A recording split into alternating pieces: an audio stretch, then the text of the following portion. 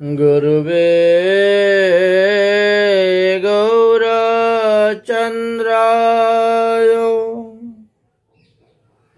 राधिकायै तदालये कृष्णाय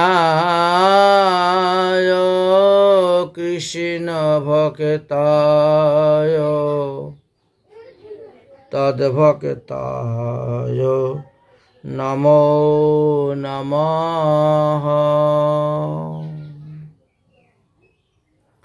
सुधी भक्तबृंदगण,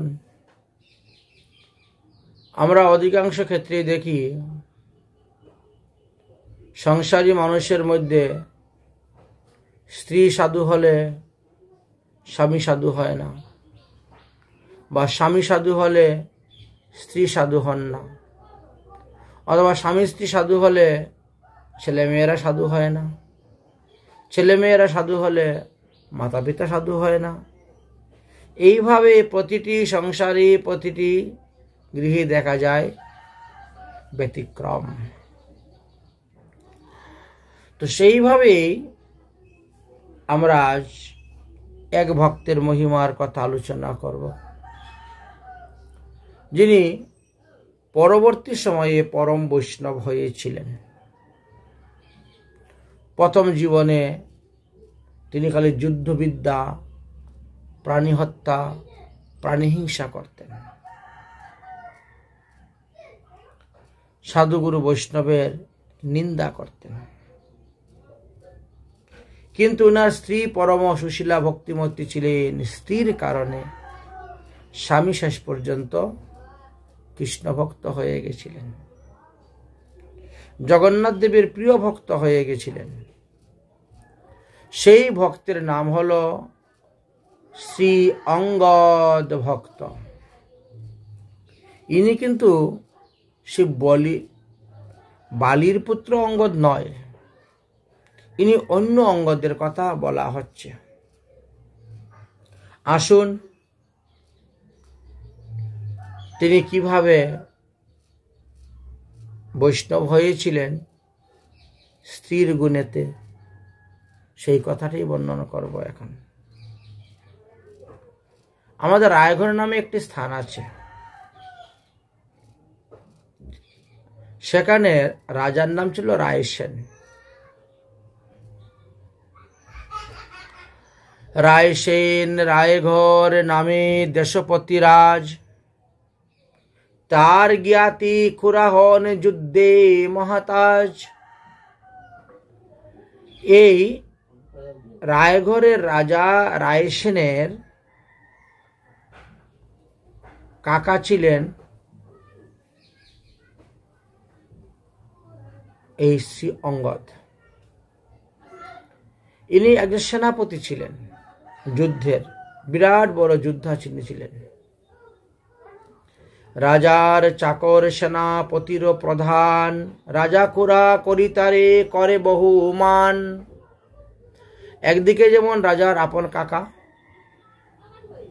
অন্যদিকে তিনি সেনাপতিদের মধ্যে প্রধান, অন্যদিকে তিনি যুদ্ধবিদ্যায় পারদর্শী। তিনাকে যেখানে যুদ্ধে পাঠানো যায় তিনি সেখান থেকেই যুদ্ধ জয়লাভ করিয়া আসেন। অঙ্গদ তাহার নাম অতি ধীরমতি, ধর্ম অধর্ম নাহি জানে, কৃষ্ণে নাহি মতি। নাম তার অঙ্গদ। রাজাজ্ঞা রাজকার্য নিয়েই তিনি চলেন, ধর্ম অধর্ম বিচার করেন না। ভগবান শ্রীকৃষ্ণকেও জানে না, শ্রীকৃষ্ণকেও মানে না, শ্রীকৃষ্ণের মহিমা কিছুই জানে না। ধর্মকর্ম করতে কিছুই করে না। তার রাজধর্ম, রাষ্ট্রধর্ম, সমাজ ধর্ম, দেশাচার ধর্ম, এইগুলোই তার কাছে প্রধান, দেশ রক্ষা। কিন্তু তার স্ত্রী ছিল পরম বৈষ্ণবী। পরম বৈষ্ণব তেহ ধীর ভক্তিমতী, সুশীলা সুশান্ত শান্ত সাধু প্রকৃতি। তিনার স্ত্রী ছিলেন পরম বৈষ্ণবী, শ্রীকৃষ্ণতে ধীর মতি, সাধুগুরু বৈষ্ণবেতে ধীর শ্রদ্ধা। সাধুগুরু বৈষ্ণবকে পেলে একেবারেই ভগবত জ্ঞানেই ভক্তের সেবা করতেন। আর স্বামীকে সর্বদা তিনি বলতেন, ওগো তুমিও কৃষ্ণ ভজন করো, তুমিও দীক্ষা গ্রহণ করো, কৃষ্ণ ভজন করো। প্রতিদিন, প্রতি মুহূর্তে, প্রতিক্ষণে স্বামীকে বলতেন। স্বামীরে কহেন সদা কৃষ্ণ ভজিবারে, কিন্তু তিনি তো মূঢ় স্বভাবের, মোরের স্বভাবে তিহু গ্রাহ্য নাহি করে, কিন্তু তার স্বামী অঙ্গদ এই কথা গ্রাহ্য করে না। মানে এই কানে দিয়ে ঢুকে ওই কানে দিয়ে বের করে দেয়। না কোনো সাধুগুরু বৈষ্ণবের প্রতি শ্রদ্ধা আছে, ভক্তি আছে, না কোনো সেবা বুদ্ধি আছে। বাস, কোথায় কোনো দীক্ষা গ্রহণ করেন না, না হরিভজন করেন, কিছু না, খালি রাজাজ্ঞা পালন আর যুদ্ধ করেন, বাস। এইভাবে বহুদিন গত হয়েছে। একদিন স্ত্রীর গুরুদেব গৃহেতে আইলা, অর্থাৎ সুশীলার গুরুদেব, অঙ্গদের স্ত্রীর নাম ছিল সুশীলা। সুশীলার শ্রী গুরুদেব তাদের গৃহে এসে উপস্থিত হয়েছেন। অন্দরে লইয়া সতী সেবন করিলা। সুশীলা তখন গুরুদেবকে পাইয়া অতি আনন্দিত, অতি উৎসাহের সহিত, প্রেমের সহিত, শ্রদ্ধার সহিত, ভক্তির সহিত, বিধি বিধানের সহিত তিনি যথারীতিভাবে গুরু সেবা করতে শুরু করলেন। গুরু সেবা করতে শুরু করলেন অন্দরে, অর্থাৎ ঘরের ভিতরে নিয়ে, ঘরের বাইরে নয়, ঘরের ভিতরে। অঙ্গদ তাহার স্বামী তাহা যে দেখিল, দেখিয়া তার মনে সন্দেহ হল। অঙ্গদের তো মনে কৃষ্ণ ভক্তি নেই, গুরু ভক্তি নেই, সাধুগুরু বৈষ্ণবের প্রতি তো তার কোনো নিষ্ঠা, শ্রদ্ধা, ভক্তি কিছুই নেই, সে তো এখনো দীক্ষাই নেয় নাই। যখন দেখছে তার স্ত্রী গুরুদেবের সেবা করে যাচ্ছেন, তখন তার মনে সন্দেহ হলো। গুরুর প্রতি অশ্রদ্ধা আসলো, স্ত্রীর প্রতি সন্দেহ আসলো। তারপরে স্ত্রীকে ডেকে এনে নানাভাবে ভৎসনা করতে শুরু করলো, বড় কটু বাক্য, নিন্দনীয় বাক্য বলতে শুরু করলো। কত যে গালি দিল স্ত্রীকে। স্ত্রীকে কহে কিছু ভৎসনা করিয়া, গৃহের মধ্যে কেন পর পুরুষ আনিলে? এই ঘরের ভিতরে পরপুরুষকে নিয়ে থাকতেছ, পরপুরুষের সেবা করতেছ, হ্যাঁ? কত গালি। তিনি বলছেন, আরে বাবা, পরপুরুষ নয়, ইনি আমার গুরুদেব। শাস্ত্রে বলছে গুরু সেবার দ্বারাই ভগবত পাদপদ্ম লাভ করা যায়। গুরুকে ভগবানের স্বরূপ জ্ঞানেই সেবা পূজা করতে হয়, তার আজ্ঞা পালন করতে হয়, তার আদেশ পালন করতে হয়। আমি তো শাস্ত্রবিধি অনুসারী গুরু সেবা করে যাচ্ছি, তুমি কেন দোষারোপ করতে, তুমি কেন গালি দিচ্ছ, তুমি কেন কলঙ্কিনী বলতেছ, তুমি কেন আমার চরিত্রে কালি মাখাচ্ছ?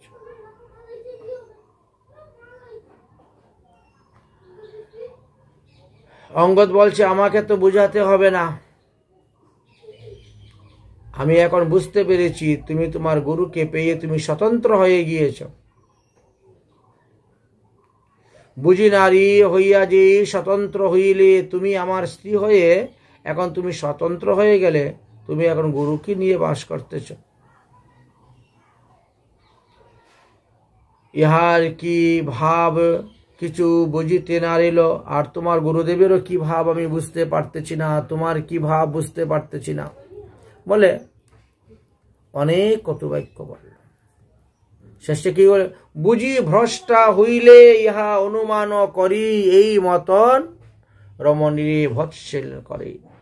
তুমি ভ্রষ্ট হয়েছ, তুমি দুশ্চরিত্র হয়েছ, তুমি গুরুকে নিয়ে থাকো, গুরুকে নিবাস করো।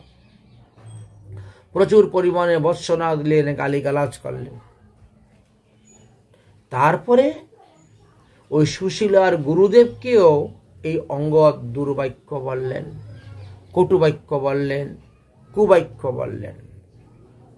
সুশীলার গুরুকেও কিছু দুর্বাক্য কহিল, সুশীলাকেও বহু ভৎসনা করিল। স্ত্রীকে তো শাসন করল, তারপরে স্ত্রীর গুরুদেবকেও দুর্বাক্য বলে শাসন করতে শুরু করল। এতে গুরুদেব মনে দুঃখ পেয়ে তিনি গৃহে চলে গেলেন। সুশীলার মনে আরো দুঃখ উৎপন্ন হলো। তাইতে সে সংকল্প করলো, আমি অন্ন জল ত্যাগ করে, অন্নশন ব্রত করে এই প্রাণ ত্যাগ করব। আমার স্বামী আমার গুরুদেবকে দুর্বাক্য বলেছে, গুরুদেব দুঃখ পেয়ে চলে গেছেন, আমি গুরু সেবার থেকে বঞ্চিত হয়ে গেলাম। তাহলে এমন স্বামীর ঘর করে কি লাভ? এমন স্বামীর ঘর করব না, অন্নশন ব্রত করে প্রাণ ত্যাগ করব সংকল্প।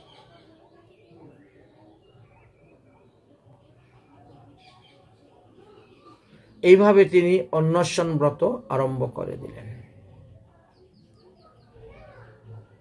তাহা শুনি স্ত্রীর মনে দুঃখ উপজিল, আহাকার করি বিধি মোর হেন সঙ্গ দিল। স্ত্রী যখন শুনলেন গুরুদেবকে দুর্বাক্য বলতেছে, তখন স্ত্রী হাহাকার করে বুকের মধ্যে হানছেন, হায় ভগবান, এমন পুরুষের সঙ্গে আমার বিয়ে দিলে কেন? এমন পুরুষের সঙ্গে আমার সংসার করতে হচ্ছে কেন? যে পুরুষ গুরু সেবা করতে দেয় না, গুরুর উপরে নিন্দা বদনাম করে। নির্বুধ সুমূঢ় স্বামী নাহি কিছু জানে ধর্ম। আমার এই স্বামীটা একেবারে নির্বুধ, মহামূর্খ। সে সাধুগুরু বৈষ্ণবের মহিমা কিছুই জানে না, প্রকৃত ধর্ম যে কাকে বলে সেটাও জানে না। বুঝিলাম মোর ভাগ্য বিধি এই কর্ম।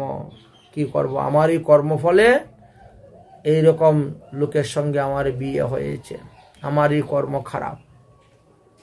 সহজে স্ত্রীলোক মই নাহিক উপায়, ইহার পাশ্চিত্র প্রাণ জোগায় জোড়ায়। আমি তো স্ত্রী জাতি, অবলা নারী। স্বামীর সঙ্গে তর্ক করো পারবো না, যুদ্ধ করো পারবো না। না আছে অর্থবল, না আছে দেহবল, না আছে জনবল, না আছে ধনবল। এখন এর মহা পাশ্চিত্র হলো প্রাণ ত্যাগ করা।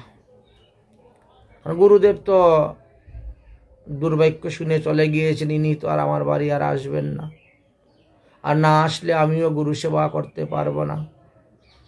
যে দেহ দিয়ে গুরু সেবা করতে পারব না, বৈষ্ণব সেবা সাধু সেবা করতে পারবো না, সেই দেহ রেখে কি লাভ? অতএব আমি প্রাণ ত্যাগ করব। এত ভাবি অনাহারী পড়িয়া রহিল, পরাণ ছাড়িব বলে নিশ্চয় করিল। দেখতে দেখতে 4-5 দিন গত হয়ে গেছে, সুশীলা অন্ন জল কিছুই গ্রহণ করলেন না। এই কথাটা এবার অঙ্গদের কানের মধ্যে ঢুকেছে। পাড়া প্রতিবেশীগণ বলেছে, অঙ্গদ ঘরে আসলে পরে দেখে স্ত্রী তার সঙ্গে কথা বলে না, সবসময় মৌন হয়ে পড়ে আছে বিছানায়, অন্ন জল কিছুই খাচ্ছে না। এইবার অঙ্গদের মনের মধ্যে একটু নির্ভেদ উপস্থিত হল। স্বামী তার অঙ্গদ যে স্বভাবে স্ত্রীজিত, মানিনি দেখিয়া তবে হইল প্রধানত।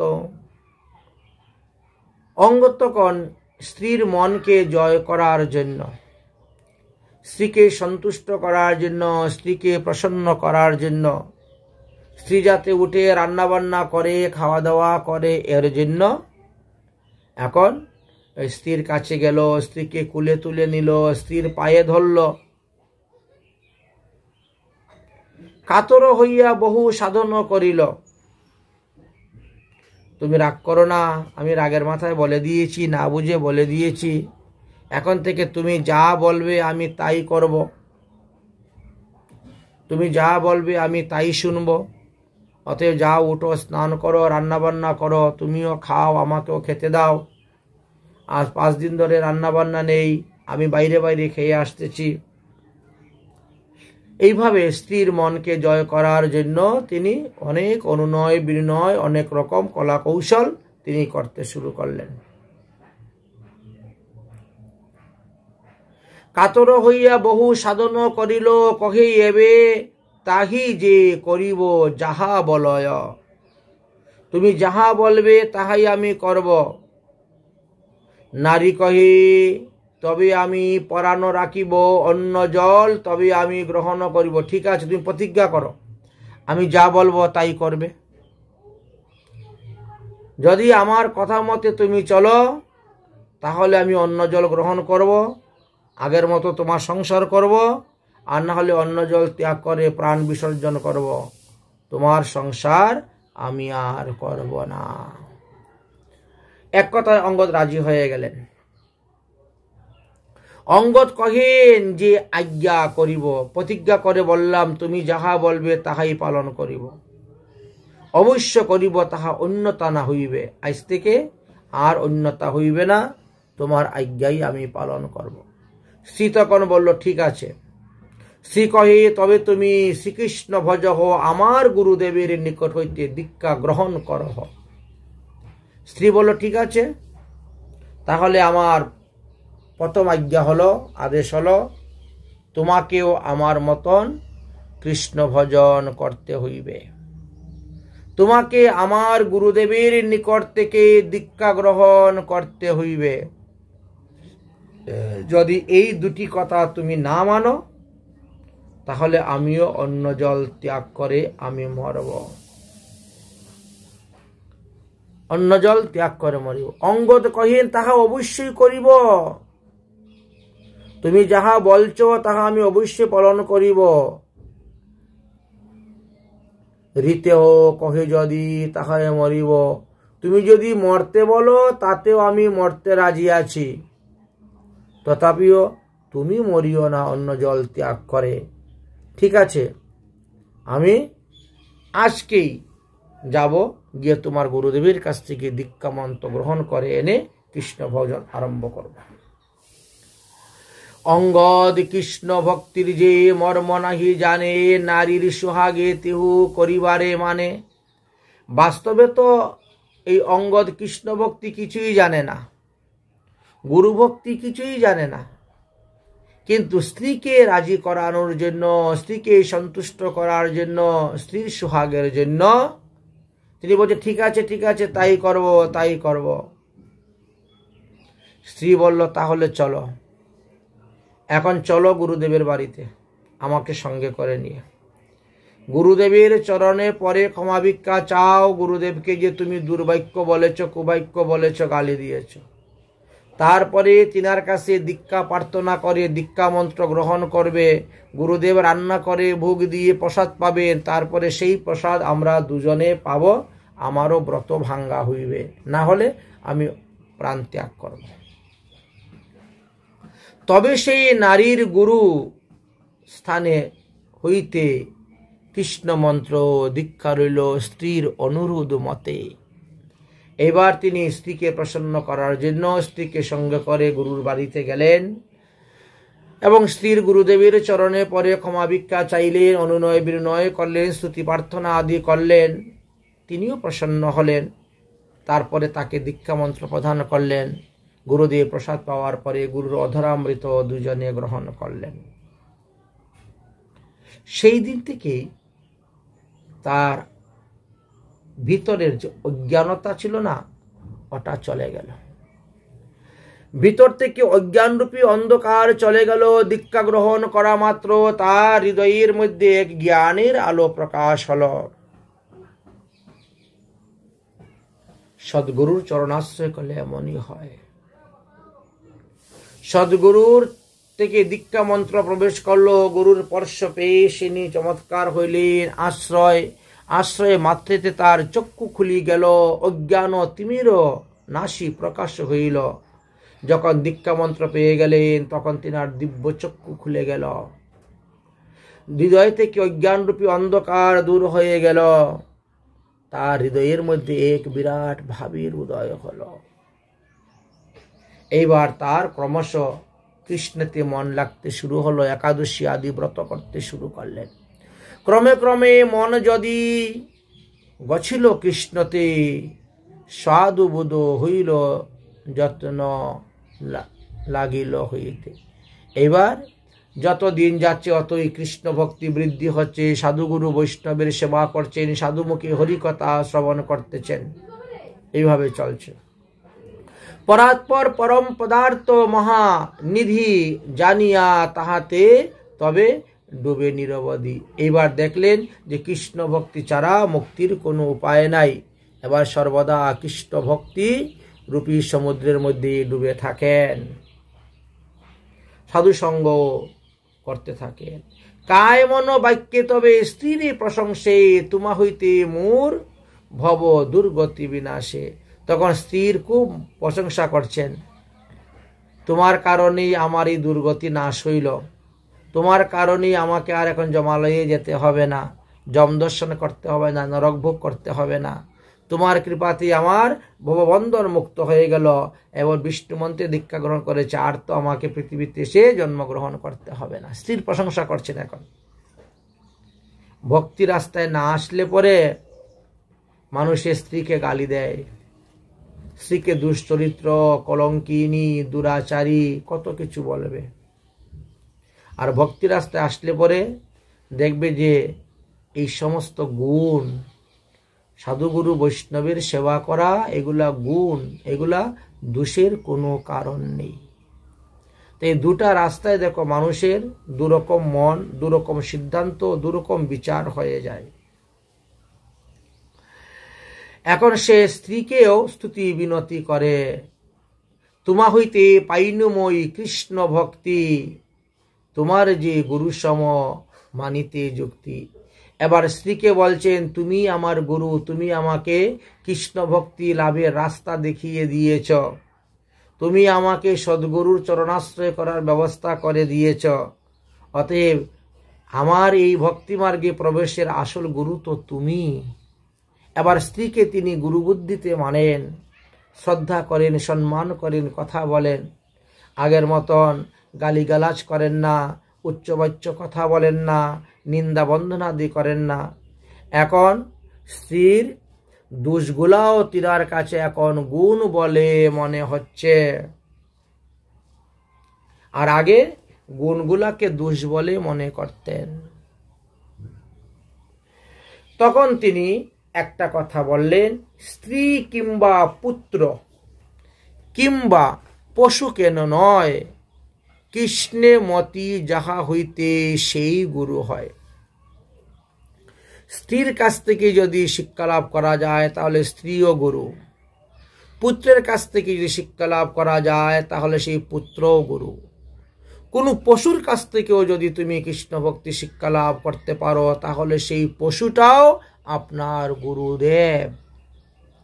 তার প্রমাণ শ্রীমদ্ ভাগবত মহাপুরাণে 24 গুরুর মহিমার কথা যখন বর্ণন করে গিয়েছেন, দেখবেন তো ওখানে দত্তাত্রেয় অবধূত কত পশু পাখি সরীসৃপকে গুরু করেছেন, অজগর সর্পকে গুরু করেছেন, ভ্রমরকে গুরু করেছেন, মৌমাছিকে গুরু করেছেন, কবুতরকে গুরু করেছেন, ক্ষুদ্র সর্পকে গুরু করেছেন, বালককে গুরু করেছেন, কুমারীকে গুরু করেছেন, কামারকে গুরু করেছেন, সূর্যদেবকে গুরু করেছেন, আকাশকে গুরু করেছেন, পৃথিবীকে গুরু করেছেন, বৃক্ষকে গুরু করেছেন। যার কাছ থেকে এক অক্ষর শেখা যায় তিনি গুরু। অঙ্গদ আজ তিনার স্ত্রীকে তিনি গুরু রূপে বরণ করে নিলেন। স্ত্রী কিংবা পুত্র কিংবা পশু কেন নয়, কৃষ্ণে মতি যাহা হইতে হয় সেই গুরু হয়। শাস্ত্রে বলছেন চৈতন্য চরিতামৃত গ্রন্থেতে, বিপ্র কিংবা সন্ন্যাসী কিংবা শূদ্র কেন নয়, যেই কৃষ্ণ তত্ত্ববেত্তা সেই গুরু হয়। বাস্তবে সত্যি। তিনি ব্রাহ্মণ হোক, ক্ষত্রিয় হোক, বৈশ্য হোক, শূদ্র হোক, তাতে কিছু নয়, যিনি কৃষ্ণ তত্ত্ববেত্তা তিনি গুরু হয়ে থাকেন। তাই শাস্ত্রে বলছে, আকৃষ্ট কৃত চতুষ্যতং সুমনশ্চ মুচ্চোট্টানং চং হসঃ মাং চণ্ডালং মুকুলো কুলো কুসুম তভু বৈশ্যঞ্চ মুক্তি শ্রেয় নৌ দীক্ষা ন চ সৎক্রিয়া পুরশ্চরয়ন সনাগৃহ্যতে মন্ত্র অয়ং রসনা স্পৃহগেব পলতি কৃষ্ণ নামাতে মকহ। যিনি স্থির চিত্ত, সিদ্ধগণের আকর্ষণীয়,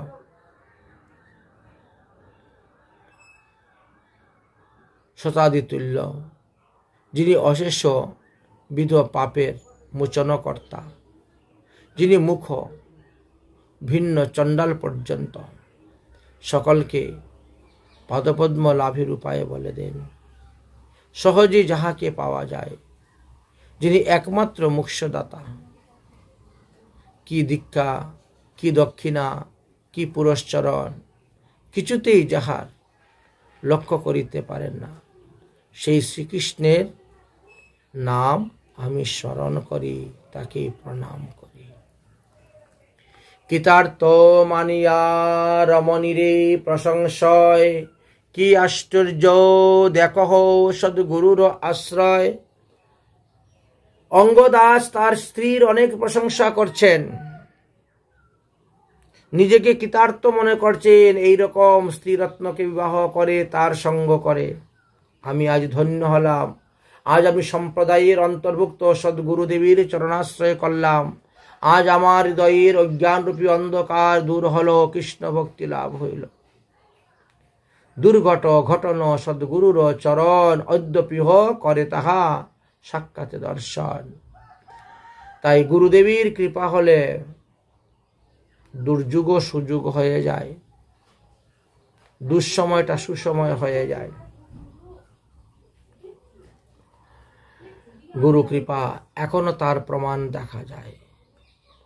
অপসম্প্রদায় উপদিষ্ট তার মতি গতি, সম্প্রদায় অনিষ্ট যেই তাহার প্রকৃতি।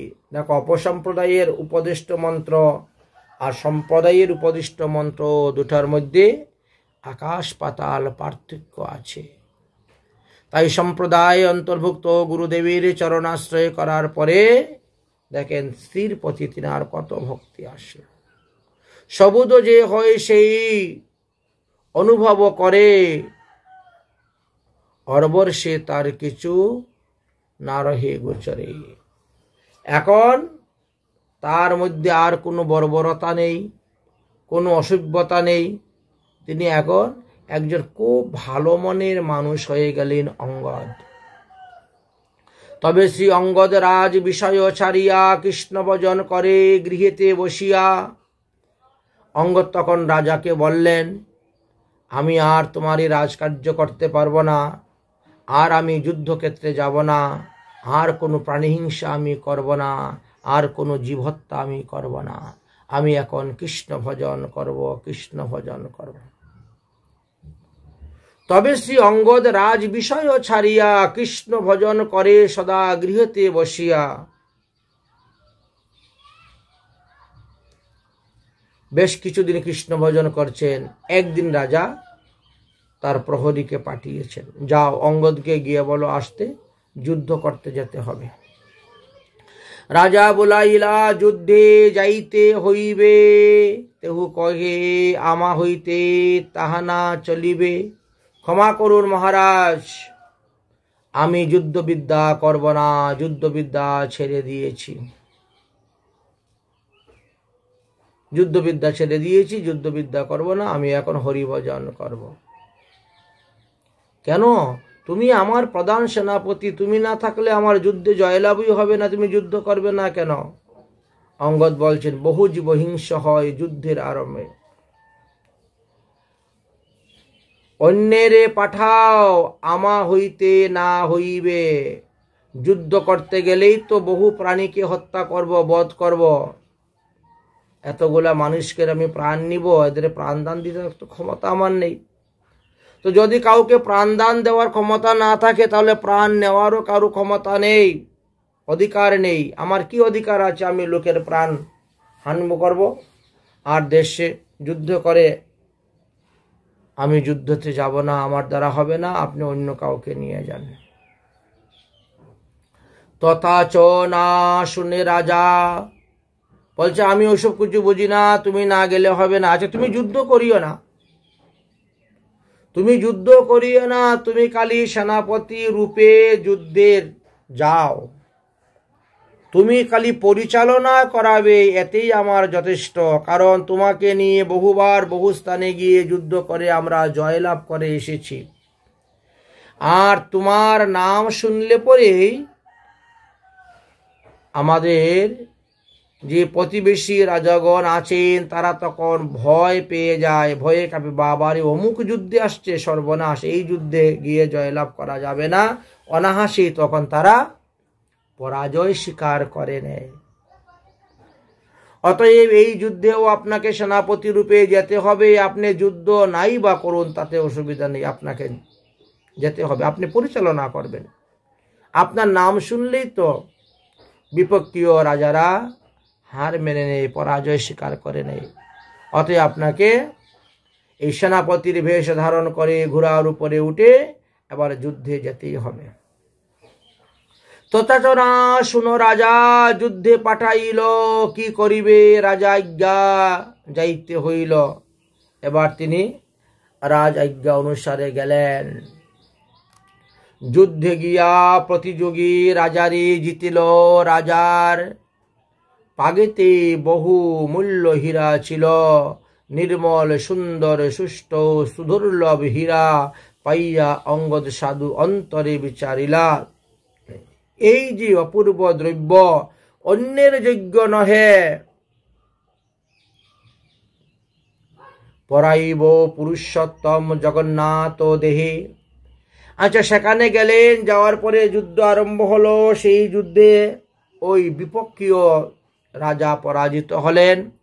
রাজা যখন পরাজিত হলেন তখন রাজার মাথার পাগড়ি এনে অঙ্গদের চরণে দিয়ে বলছেন, আমাকে প্রাণ ভিক্ষা দাও, আমাকে প্রাণে বধ করিও না, আমাকে ছেড়ে দাও।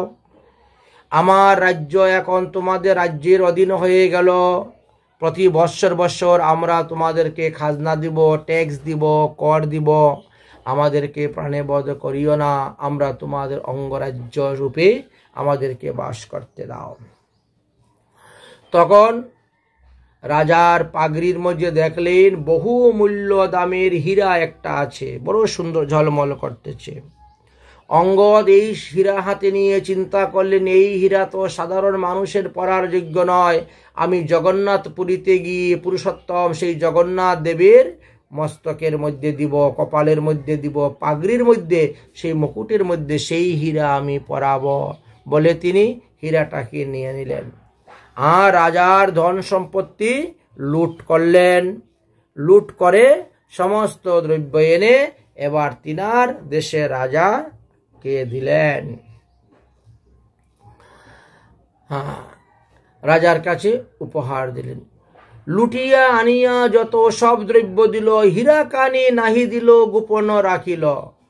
সমস্ত দ্রব্য এনে তিনি তিনার দেশে রাজা গর্ষণকে দিয়েছেন, কিন্তু হীরাটা দিলেন না, গোপন রেখে দিলেন। কিছুদিন পরে ধীরে ধীরে সেই হীরার কথা প্রকাশ হয়ে গেল।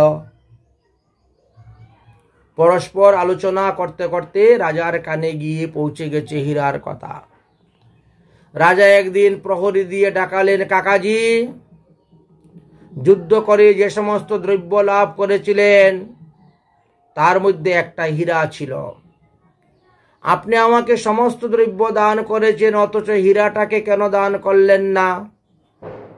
হীরাটাকে কেন আপনি গোপন করে রেখেছেন? রাজার মাথার পাগড়ির মধ্যে হীরা ছিল, সেই হীরাটা আপনার কাছে আছে, কথাটি সত্যি না মিথ্যা? তিনি বলেন, হ্যাঁ কথা সত্যি। শুনিয়া অন্তরে কিছু হইল ক্রুধমন, তখন মনটা খুব ক্রুধিত হয়ে গেল তিনার। অঙ্গদের স্থানে হীরা মাগিল। তখন রাজা বলছেন, তাহলে সেই হীরাটা আমাকে দাও। অঙ্গদ বলছেন, আমার প্রাণ থাকতে আমি এই হীরা কাউকে দিব না, তোমাকে দিব না। আমি এই হীরা পুরীতে গিয়ে জগন্নাথের মস্তকে পরাব। এই হীরা একমাত্র তারই পরার অধিকার। জগন্নাথের অঙ্গে যজ্ঞ হইবে ভূষণ, অতএব তোমাকে আমি এই হীরা দিব না। এত শুনিয়া রাজা ক্রুদ্ধবৃষ্ট হইল, কিন্তু খুড়া বলিয়া তখন আর কিছু নাহি কইল। এখন কি করবেন? আপন গোষ্ঠীর লোক, কাকা, কিছু তো বলা যায় না। এই জন্য তিনি তখন দমে গেলেন। এত বড় রাজসভাতে তিনি আর কিছু বললেন না, চুপ হয়ে গেলেন। আর অঙ্গদও সেই হীরা নিয়ে তিনি গৃহেতে চলে আসলেন। গৃহেতে চলে এসে তিনি বসে কৃষ্ণভজন শুরু করে দিয়েছেন। পুনরায় আবার জপ তপ তন্ত্র মন্ত্র সব জপ করা শুরু হয়ে গেছে। কিছুদিন পরে রাজা আবার বেশ কিছু লোক পাঠাইল এই হীরাকে আনার জন্য। পুনঃ পুনঃ চাহিলে যদ্যপি না দিল, রাজা তার ঘর দুয়ার সকলই গেরিল। এরপরেও রাজা কয়েকবার হীরাকে দেওয়ার জন্য বললেন, কিন্তু অঙ্গদ সেই হীরা দিলেন না। একদিন রাজা অত্যন্ত কুপিত হয়ে সৈন্য পাঠিয়ে চতুর্দিকে ঘেরাও করে দিলেন তার ঘর, আর বললেন, এই হীরা তোমরা নিয়ে আসবে। আচ্ছা, কিন্তু অঙ্গদ তখন কি করেছেন? তিনার ঘরের গুপ্ত দরজা দিয়ে তিনি বেরিয়ে চলে গেলেন।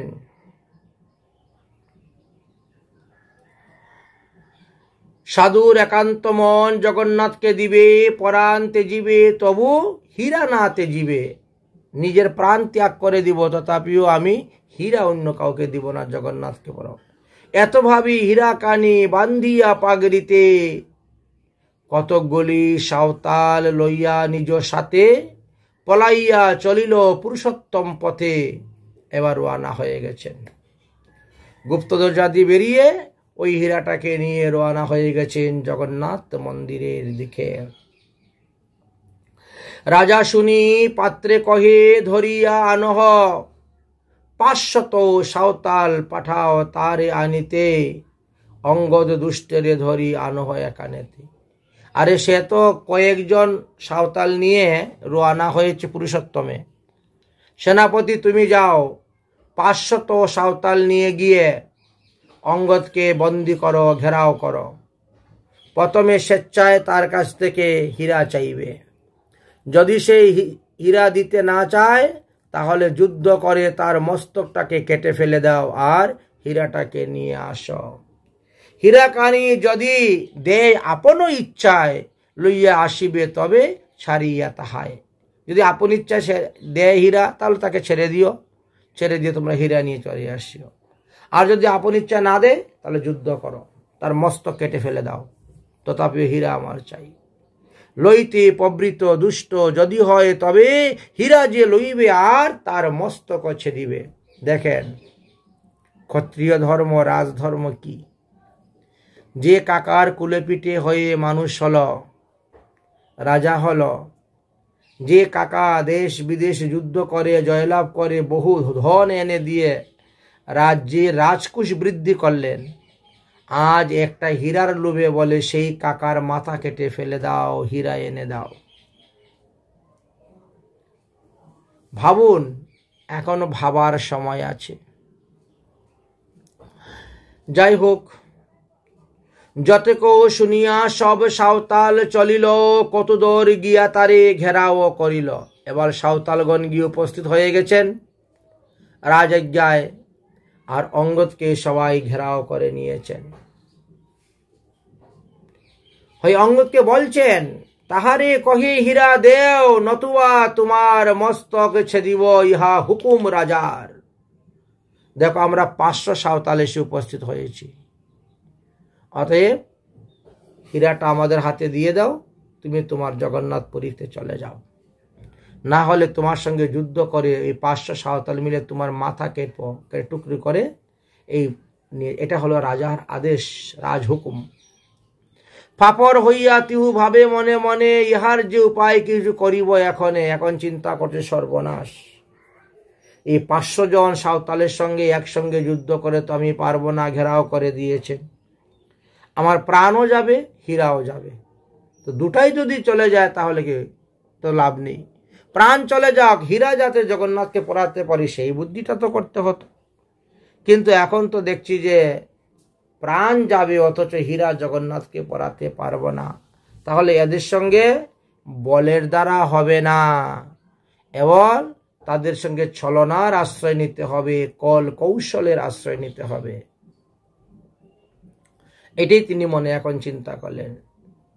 এক পরামর্শ টাহরিয়া নিজ মনে সাঁওতালের বলে বৈশ এইখানে।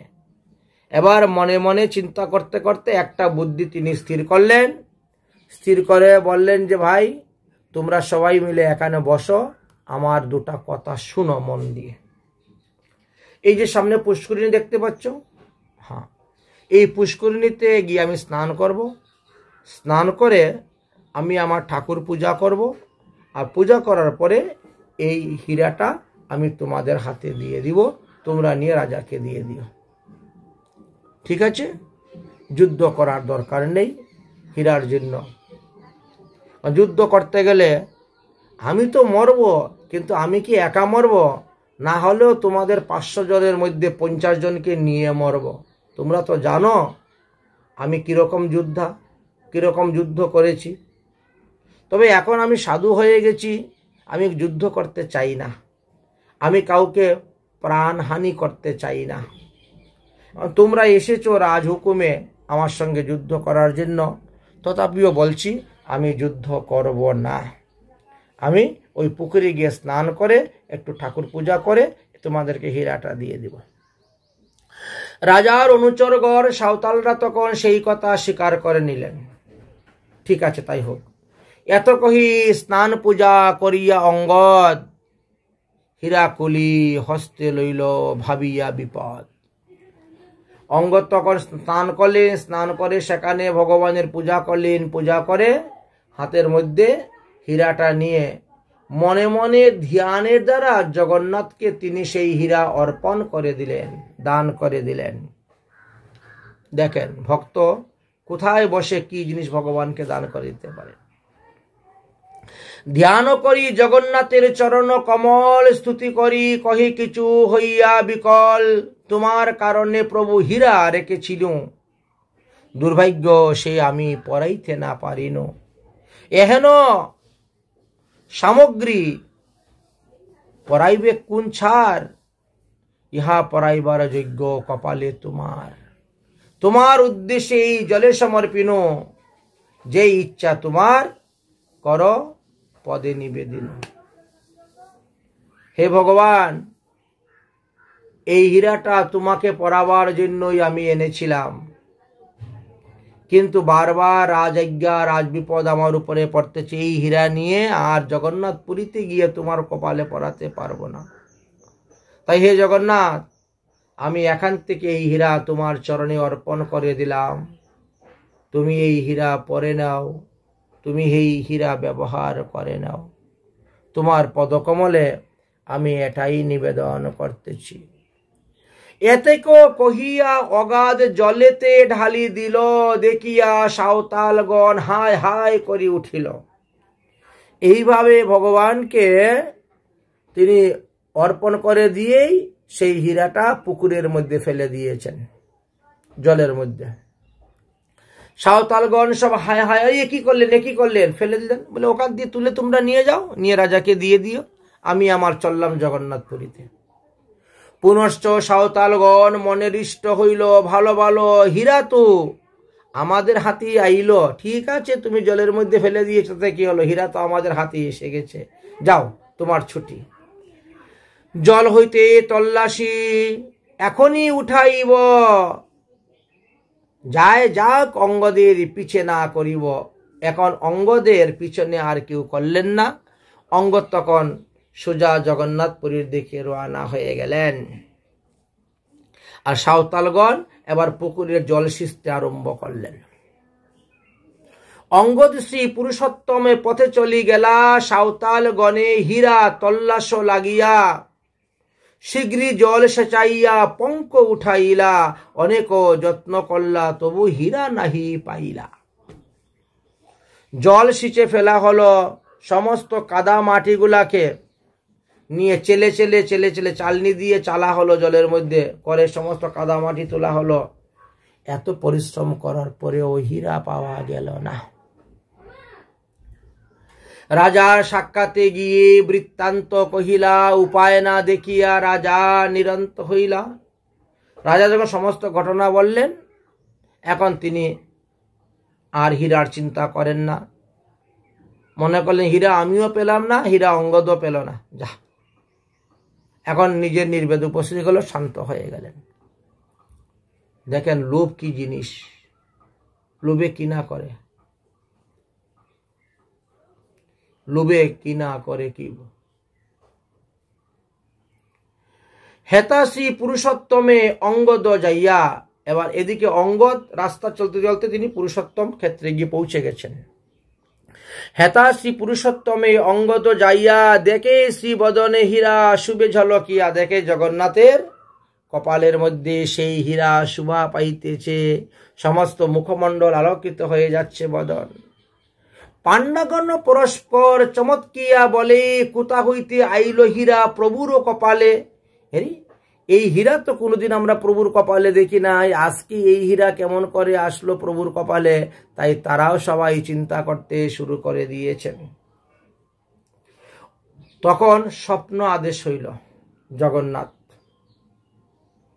জগন্নাথ আদেশ করিলেন, পাণ্ডাগণে কপালেতে হীরা মোর পরাইল যেই জনে, অঙ্গদ তাহার নাম ক্ষেত্রে মোর আইল, আর তাহারে জানহ মই হীরা যে পরাইল। আমার ক্ষেত্রেতে প্রবেশ করতেছে একজন ভক্ত, তার নাম হলো অঙ্গদ। সেই ভক্ত এই হীরা আমার কপালে পরিয়া দিয়াছে, অতএব যাও তাকে পালকির মধ্যে বসিয়ে অতি সমাদর করে আমার আশ্রমে মন্দিরে নিয়ে আসো, তার থাকা খাওয়ার সব ব্যবস্থা করে দাও। আদেশ হয়ে গেল।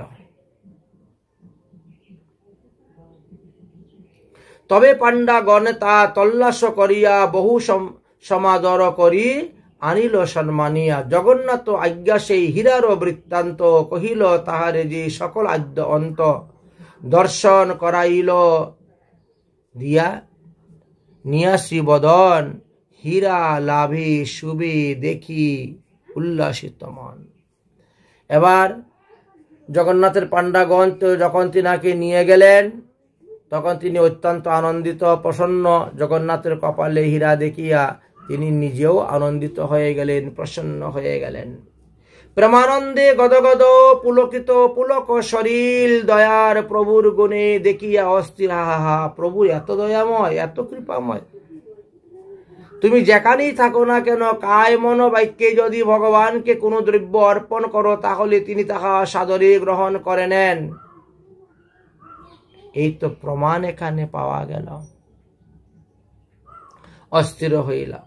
জগন্নাথ শ্রীবদনে মন্দ মন্দ হাস্য, প্রভুবিত্ত দুহাকার, অন্তরে উল্লাস।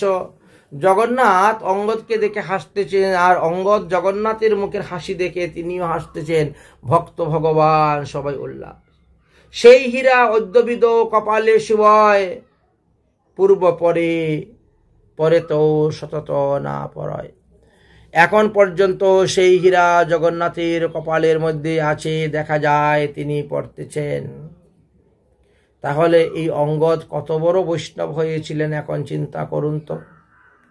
হরিভজন করতে করতে সেই অঙ্গদের যেই চরণ ধূলিকণ, বহু পুণ্য ফলে যদি পাই সেই রতয়ন, তবে সেই তাপত্রয় সংসার এরিবে, কৃষ্ণ ভক্তি অমূল্য রতন ধন পাইবে। এই রকম পরম বৈষ্ণবের চরণ রেণু যদি পাওয়া যায়, তবে তো আমরা ধন্য হতে পারবো, কৃতার্থ হইতে পারবো। এ কোনো সাধারণ বৈষ্ণব নয়, একজন পরম বৈষ্ণব।